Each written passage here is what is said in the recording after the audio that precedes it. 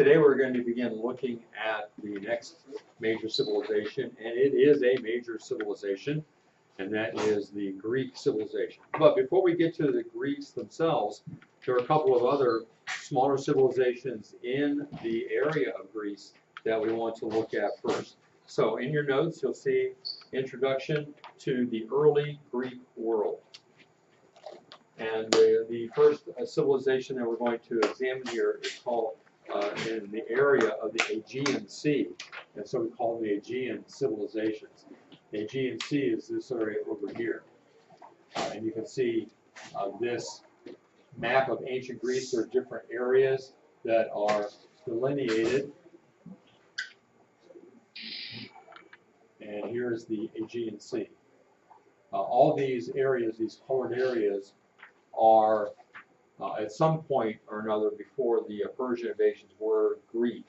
So many of the Greeks came over into Asia Minor and settled there as well. But the first civilization in that area we want to look at is on the island of Crete. So here's the Aegean Sea. Here, this is considered Greece, although technically this is Greece and that's Macedonia. And this is part of Asia, controlled by the Hittites and by Persians and many people over the years. But we're going to start here at Crete. This is the earliest center of civilization in the Aegean region. It was named, and the civilization that comes there is named after the first major king, King Minos, and so it's called the Minoan civilization. And they flourished through trade and colonization. Being an island, any ships in the area would naturally come there, and so they were involved in trade. Here are some pictures out of a book that shows some aspects of the Minoan civilization. Here's what their dress looked like. Here's some paintings that have been found here and here. And you can see how important ships are. This is a map of their trade. All these areas that are colored are areas in which they traded. They had writing. You can see their alphabet here. They're involved in pottery, beautiful pottery that was made. Of course, they're involved in farming. This has a lot of detail about that. These are objects that were made there, made out of bronze. This is a clay jar. This talks about shows some of the trade that took place as they carried things in jars. Early Crete looked like this. Here are some of the major cities that were there. We're going to be looking at Knossos or Knossos. Here are some other things that have been found from that. And one of the important things about the Minoan civilization is the legend of Minos. According to Greek legend, the god Zeus fell in love with a beautiful princess called Europa, after which Europe is named. He assumed the shape of a bull and swam to Crete with her on his back. She had 3 sons, Minos, Sarpedon, and Rhadamanthys. Minos became the king of Crete, and his palace was at Knossos. Although the legend says that Minos was the name of one king, experts now think that Minos may actually have been a title like the Egyptian word Pharaoh. All Cretan kings may therefore have been known as Minos. The one thing that has been discovered on the island of Crete that makes the Minoan civilization famous is the famous palace at Knossos. There are hundreds of rooms in this palace spread over several acres. Now, they had flush toilets. Can you believe that? They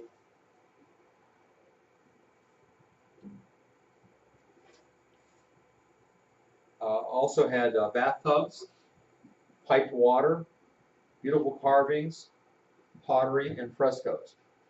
This is a diagram of what the palace looked like. So let's see if we can spot some things here. The palace was built mostly of stone. I'll show you some pictures in a moment. The ceilings were made of wood in the doors. They had openings here, as you can see, for sunlight and also allowed water to come in through rainfall. There's a large courtyard around which the buildings were built. Palace was decorated with images of bull horns, because the Minos, the bull, was important. Floors were supported by wooden columns, which were painted red. Here's the queen's bathroom. She has a bathtub. And many paintings on the wall, some of which I'll show you.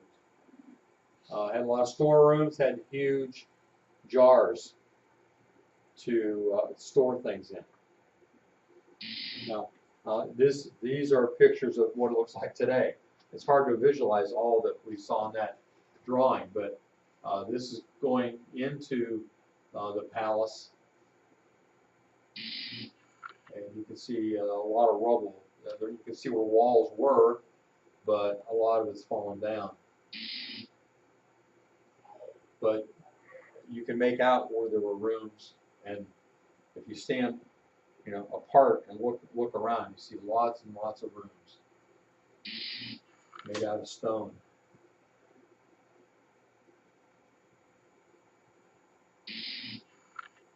They have done their best to repaint the columns they have found. Of course, all the color wore off, but they've painted them red, so you'll at least get an idea of what they look like.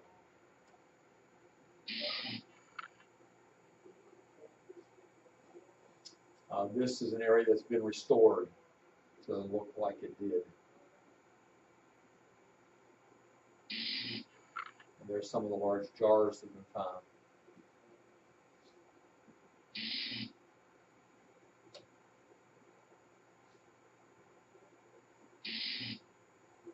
This is evidence of a fire. This blackened area indicates that there was a fire which destroyed the palace. But basically, it's a city there. And the people left. No one knows for sure what started the fire or why they simply left instead of rebuilding.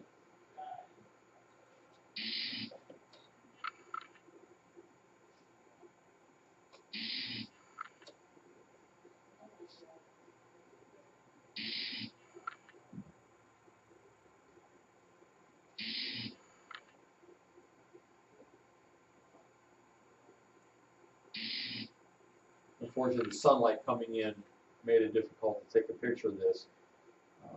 But the blue monkey there, obviously, which forms a dominant part of some of the paintings, is in blue, and then monkeys as well. There's another one.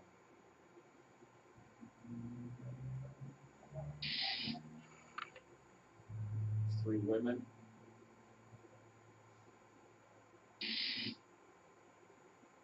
Here's an old carved wooden seat beside the throne room. I'm not sure why it's there, but that's where it is. This is going to be looking into the throne room. There's the throne. So why there's a wooden seat out here, I don't know. Maybe that was for visitors. You can see this large bowl here. This is one half of the throne room, and the paintings on the wall. And then I think the next picture shows the other half. Yeah, that's the other side of the throne room.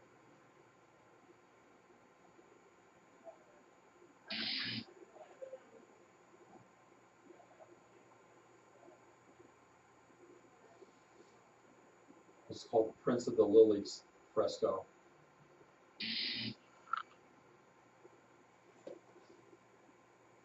Part of the myth of Minos is the story of the Minotaur. Have you heard about the Minotaur? Are you familiar with that?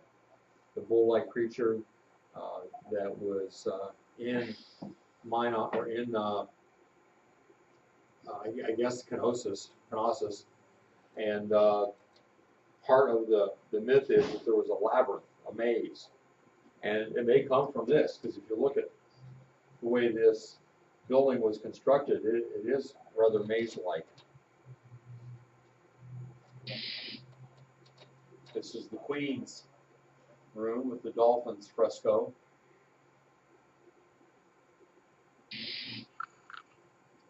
It's reconstructed, so you can see they've painted these to make them appear as it once did. Very colorful. See a bull up here, the horns.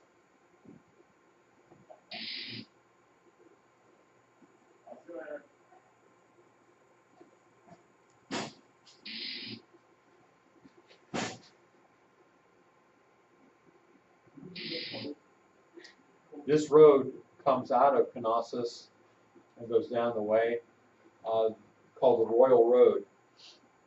This is actually the oldest road in Europe, and it's still there. So, you know, my wife was standing on it, and we walked on our way out. Amazing. It was built so long ago. Well, the Minoans worshipped the bull. They worshipped the bull, which when you attach it to the figure of a man becomes Minotaur.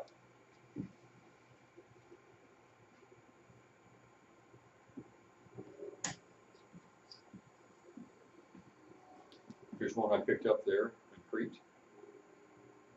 Minotaur.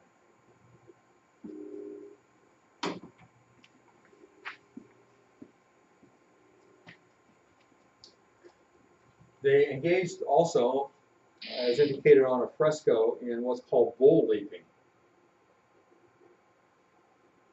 Now, it's not certain what they were doing, but apparently, and I'll show you a better picture that I got online instead of the one I took. It's thought by some that these were actually slaves that were forced to take on the attacking bull and to leap over. If they made it, you know, great entertainment. If not, great entertainment. Possibly linked with human sacrifice if they didn't make it. According to legend, the king of Knossos was probably demanding that Athens supply 7 young women every 9 years as a sacrifice to the Minotaur. The creature was half man, half bull. In Greek mythology, Theseus is the brave Athenian who finally came in and slew the Minotaur. So that's the story. All right, any questions about the Minoan civilization and in particular the palace of Knossos?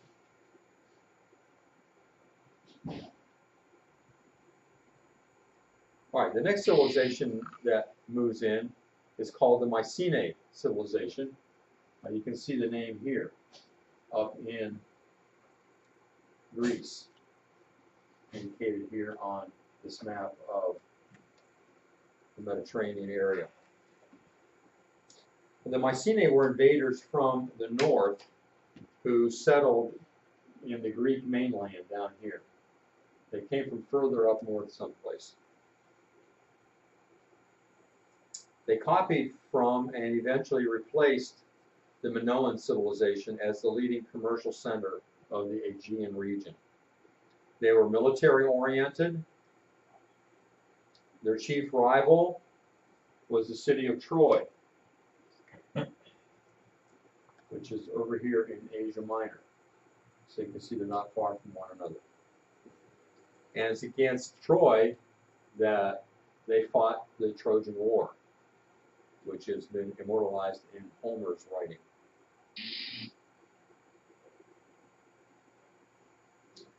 This is a city built by the Myceneans. This is what on the outside of it. Huge stones you can see that were brought in to build that. Here's the what's called a lioness gate going in. This is back a little way so you can see the whole gate. This is a close-up so you can see the lionesses on either side there of the gate. This is a grave circle This was originally built outside the walls of the city. It's a cemetery.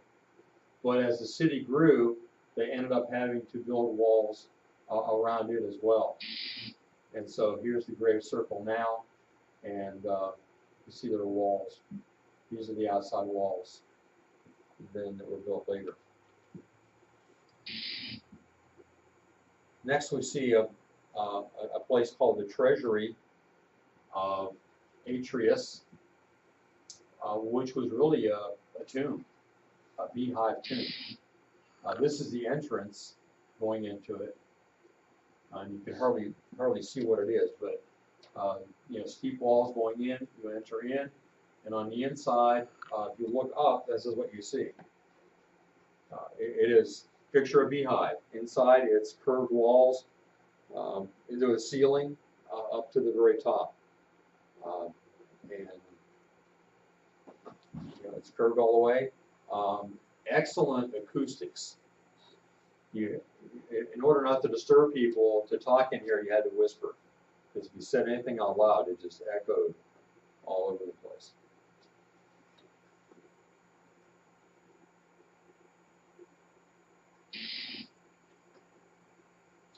I mentioned that the Mycenaeans fought against Troy in the Trojan War. So Troy is up here, the Mycenaeans are down here, and all about the Helen of Troy that faced the launch of 1,000 ships, and Agamemnon, Paris, Achilles, a lot of these famous Greek warriors are in that tale told by Homer, which for a long time people thought was just a made-up story. I think lately people have begun to think that maybe this was the retelling of something that really happened. And I agree with that. It seems to me that if you're making up a story, you wouldn't go into the detail that Homer does to tell who is related to who.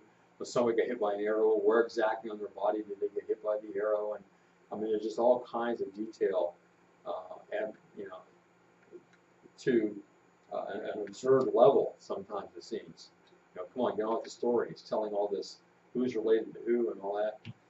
So I think he's telling the story of what really happened. For a long time, people thought that the city of Troy didn't even exist, so that the whole thing was made up. But in the early 20th century, an archaeologist found the city of Troy, and all of a sudden, I guess these things have more merit. This is a gold mask that has been found. Some have thought this Agamemnon, but probably not. It's in the Thessalonica Museum in Greece. And of course, here's the man who wrote all the tales of the Trojan War, contained in the Iliad and then also the Odyssey, and that's Homer. And the next age, or the next part of the Greek civilization, will be called the Homeric Age, and we'll get into that starting tomorrow. One last thing about the Mycenaeans. If you look back, the Mycenaeans then eventually are taken over, are defeated by other peoples coming down from the north called the Dorians. The Dorians conquered the Mycenaeans. All right, next time we'll begin looking at the Greek Dark Ages, or the Homeric Age. Now, in preparation for what we're going to be looking at, we want to spend the rest of the time today in our Chromebooks. Find the page in your notes that is concerned with Greek mythology. We want to look up what we can about Greek mythology, and we'll talk about it tomorrow. So the rest of the time, find that page and begin working on that. If you need to get a Chromebook, then do so.